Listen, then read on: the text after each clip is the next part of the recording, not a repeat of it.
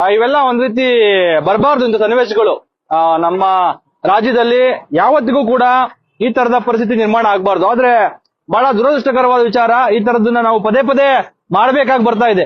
ಪದೇ ಪದೇ ಈ ತರದ ಕನ್ನಡ ವಿರೋಧಿ ನಡೆಯನ್ನ ತೋರಿಸ್ತಕ್ಕಂತ ಈ ತರದ ಜನರ ವಿರುದ್ಧ ಪ್ರತಿಭಟನೆ ಮಾಡುವಂತಹ ಸಂದರ್ಭಗಳು ಒದಗಿ ಬರ್ತಾ ಇರೋದು ಬಹುಶಃ ಈ ಕಾಲದ ದುರಂತ ಅಂತ ಹೇಳಿ ನಾನು ಭಾವಿಸ್ಕೊತಾ ಇದ್ದೀನಿ. ಈಗಷ್ಟೇ ಕೆಲವೇ ದಿನಗಳಲ್ಲಿ ಒಬ್ಬ ಹಿಂದಿಯವನು ಯಾವ ರೀತಿಯಾಗಿ IAF ಆಫೀಸರ್, ಆರ್ಮಿ ಆಫೀಸರ್ ಯಾವ ರೀತಿಯಾಗಿ ನಡ್ಕೊಂಡ ಕನ್ನಡದ ಮೇಲೆ, ಕನ್ನಡಿಗರ ಮೇಲೆ ಒಂದು ಅಪವಾದವನ್ನ ಹೊರಿಸೋದಕ್ಕೆ ಪ್ರಯತ್ನ ಪಟ್ಟ ನಾವೆಲ್ಲ ನೋಡಿದ್ದೀರಿ. ಆ ಘಟನೆ ಮಾತಾಡೋದಕ್ಕೆ ಮುಂಚೆನೆ ಸೋನು ನಿಗಮ್ ಬಹಳ ದೊಡ್ಡ ಪ್ರಖ್ಯಾತ ಗಾಯಕ ಅಂತ ಹೇಳಿ ಹೆಸರು ತಗೊಂಡಿರುವಂತ ವ್ಯಕ್ತಿ.